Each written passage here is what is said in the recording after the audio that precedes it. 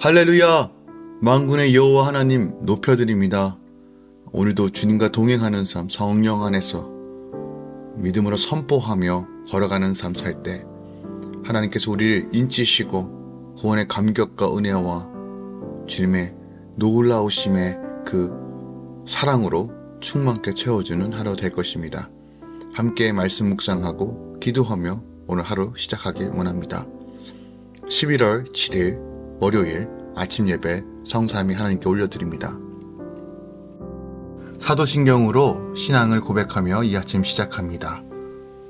전능하사 천지를 만드신 하나님 아버지를 내가 믿사오며 그 외아들 우리 주 예수 그리스도를 믿사오니 이는 성령으로 잉태하사 동정녀 마리아에게 나시고 본디오 빌라도에게 고난을 받으사 십자가에 못 박혀 죽으시고 장사한 지 사흘 만에 죽은 자 가운데서 다시 살아나시며 하늘에 오르사 전능하신 하나님 우편에 앉아 계시다가 저리로서 산자와 죽은 자를 심판하러 오시리라. 성령을 믿사오며 거룩한 공예와 성도가 서로 교통하는 것과 죄를 사하여 주신 것과 몸이 다시 사는 것과 영원히 사는 것을 믿사옵나이다. 아멘. 오늘 하나님의 말씀은 출애굽기 28장 1절부터 14절까지입니다. 출애굽기 28장 1절부터 14절까지입니다. 너는 이스라엘 자손 중 내 형 아론과 그의 아들들 곧 아론과 아론의 아들들 나답과 아비후와 엘리아살과 이다말을 그와 함께 내게로 나오게 하여 나를 섬기는 제사장 직분을 행하게 하되 내 형 아론을 위하여 거룩한 옷을 지어 영화롭고 아름답게 할지니 너는 물은 마음에 지혜 있는 모든 자 곧 내가 지혜로운 영으로 채운 자들에게 말하여 아론의 옷을 지어 그를 거룩하게 하여 내게 제사장 직분을 행하게 하라. 그들이 지을 옷은 이러하니 곧 흉패와 애복과 겉옷과 반포 속옷과 관과 띠라. 그들이 내 형 아론과 그 아들들을 위하여 거룩한 옷을 지어 아론이 내게 제사장 직분을 행하게 하라. 그들이 쓸 것은 금실과 청색, 자색, 홍색 실과 가늘게 꼰 배실이니라. 그들이 금실과 청색, 자색, 홍색 실과 가늘게 꼰 배실로 정교하게 짜서 에봇을 칠 때 그것에 어깨 바지 둘을 달아 그 두 끝을 이어지게 하고 에봇 위에 매는 띠는 에봇 짜는 법으로 금실과 청색, 자색, 홍색 실과 가늘게 꼰 배실로 에봇에 정교하게 붙여 짤지며 호바노 2개를 가져다가 그 위에 이스라엘 아들들의 이름을 새기되 그들의 나이대로 6 이름을 한 보석에 나머지 6 이름은 다른 보석에 새기라. 보석을 새기는 자가 도장에 새김같이 너는 이스라엘 아들들의 이름을 그 2 보석에 새겨 금태에 물리고 그 2 보석을 에봇의 2 어깨 바지에 붙여 이스라엘 아들들의 기념 보석을 삼되 아론이 여호와 앞에서 그들의 이름을 그 2 어깨에 메어서 기념이 되게 할지며 너는 금으로 태를 만들고 순금으로 녹금처럼 2 사슬을 닦고 그 따은 사슬을 그 태에 달지니라. 아멘. 하나님의 말씀입니다. 성막의 각종 기구에 대한 규례가 담겨져 있습니다. 그 가운데 성막 관리를 책임지며 그 안에서 봉사할 제사장이 입을 그 옷에 대한 규례가 오늘 본문에 담겨져 있어요.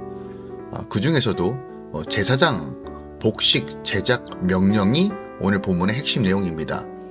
제사장들은 성막 제도에 있어서는 없어서는 안 되는 매우 중요한 사람들이었어요. 그래서 하나님께서 성막에서 중요한 일을 담당할 그들에게 그들을 일반 백성들로부터 구별할 특별한 옷을 지어 입히시기를 원하십니다.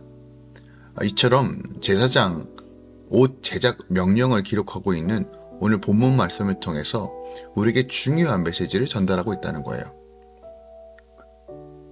특별하게 우리가 오늘 본문에 보면 에봇은 성막 제일 안쪽의 안장을 만든 재료와 동일한 4가지 아름다운 색깔인 실에 금실을 더해 만들어졌는데 이 에봇 역시 중요한 것은 예수 그리스도의 사역과 품격을 상징하고 있다는 거예요. 에봇은 가슴과 등을 덮는 두 개의 조각을 견대와 허리띠로 연결하여 만듭니다.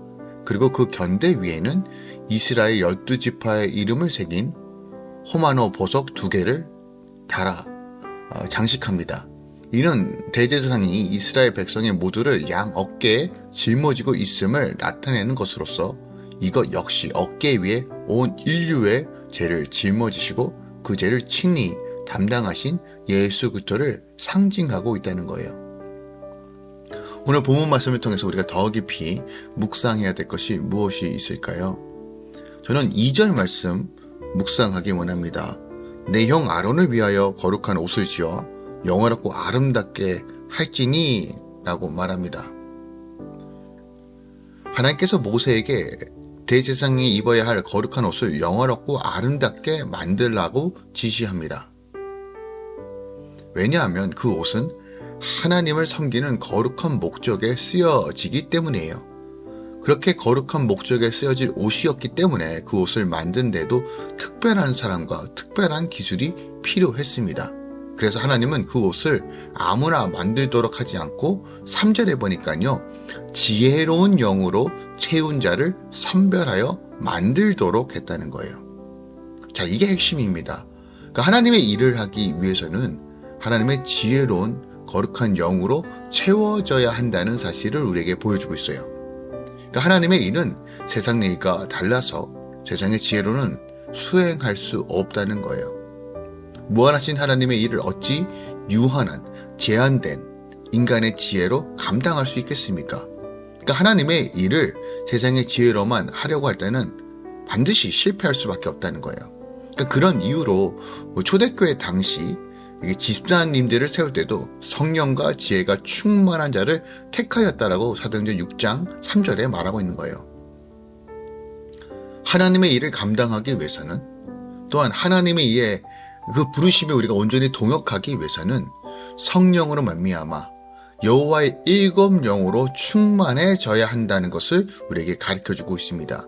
이사야 11장 1절 2절 말씀에 하나님의 지혜와 총명과 모략과 재능과 하나님을 아는 지식과 하나님을 경외하는 영으로 충만케 채워지는 것이 바로 하나님의 그 영화로운 기름 부으심 가운데 있는 것이다. 그리고 이런 자들을 통해서 하나님의 일들이 진행된다는 것이에요.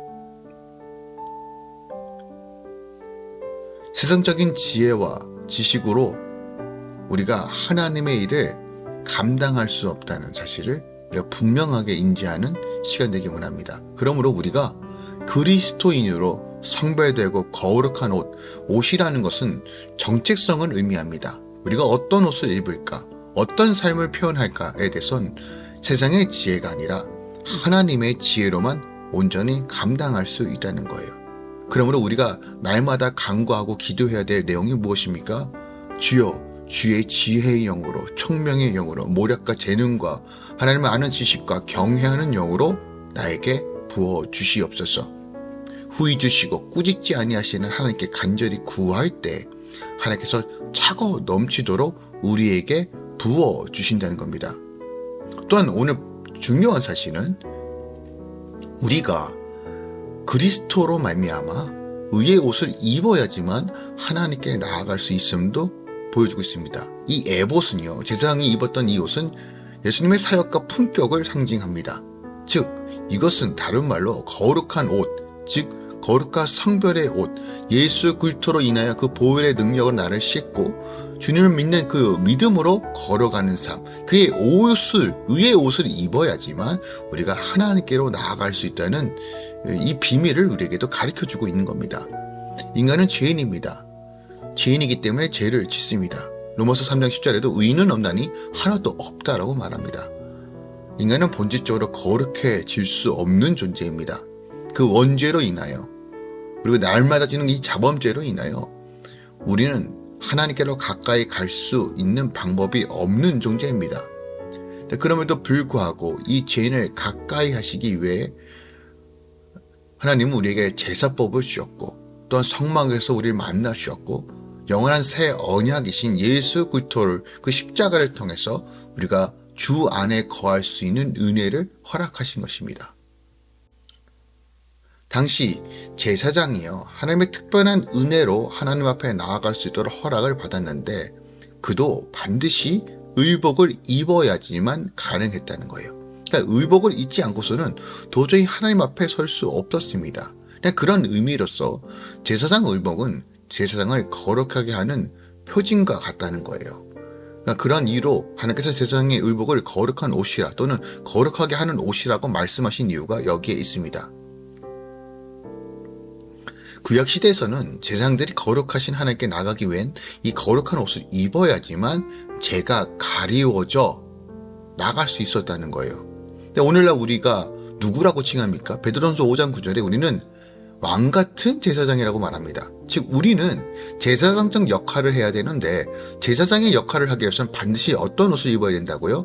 거룩한 옷, 즉 의의 옷으로 날마다 우리를 덧입혀 있어야 된다는 거예요. 나의 정체성이, 내가 누구에 속해 있는지, 어떤 일을 하는지를 분명히 아는 것, 이것이 바로 나의 부르심과 정체성과 교회 본질로서 하나님의 임재를 풀어내는 자로서의 부르심에 합당한 삶을 사는 겁니다. 즉 예수로 옷을 입고 예수를 바라보며 예수와 함께 동행하고 예수와 함께 선포하며 나아가는 삶, 이것이 바로 그리스도로 말미암아 의의 옷을 입고 오늘 에봇을 입는 것과 같은 삶을 사는 거예요. 우리의 답은 하나님과 함께하고 하나님과 함께 걸어가며 주님을 가까이 하는 것이 복이라는 사실을 늘 기억하기 원합니다. 오늘날 우리는 예수 그리스도로 말미암아 값없이 의의 옷을 입을 수 있게 되었습니다. 그리고 하나님 앞에 그 은혜 보좌 앞에 담대히 나아갈 수 있는 은혜를 허락받은 사람입니다. 이 은혜가 무엇인지 다시 한번 우리 삶 가운데 되새기고 주님, 내가 거룩한 성별한 삶으로 나아가기 원합니다. 성령 하나님, 오늘도 나를 붙들어 주셔서 내 삶의 걸음걸음 하나마다 내 입술의 고백 하나마다 하나님의 임재와 하나님의 그 놀라우신가 복음의 능력으로만 충만하게 채워달라고 함께 사모함으로 기도하며 나아가는 이 아침 되기 원합니다. 예수 그리스도로 축원드리고 축복합니다. 기도하겠습니다. 주님, 우리를 왕같은 제사장으로 부르심에 감사합니다. 우리 주 예수 그리스도의 십자가의 벌 우리를 구원하여 주시고 의의 옷을 입혀주시며 성령의 능력 안에서 그 지혜로 삶을 살아갈 수 있도록 인도하신 그 하나님의 놀라우신 사랑과 계획하심을 찬양하고 높여드립니다. 주님, 어떤 상황이든 간에 우리가 묵묵하게 의의 옷을 입고 주님을 기뻐하며 주의 부르심 가운데 살길 소망합니다. 성령 하나님, 이 아침에 사모함으로 기도하는 모든 주의 자녀들에게 기름을 부으시고 영권과 능력으로 충만케 채워주시고 삶 가운데 예수가 드러나며 하나님의 능력과 감동, 감화, 역사하심으로 승리하는 삶 살게 하여 주시옵소서. 끝까지 우리가 완주함으로써 주의 나라를 세워가는 일로 우리를 사용하여 주시옵소서. 이제는 우리 주 예수 그리스도의 은혜와 우리 하나님 아버지의 놀랍고 지극하신 사랑과 성령님의 내주교통 충만 역사하심이 이제부터 영원까지 함께 계시길 축원하노라. 아멘.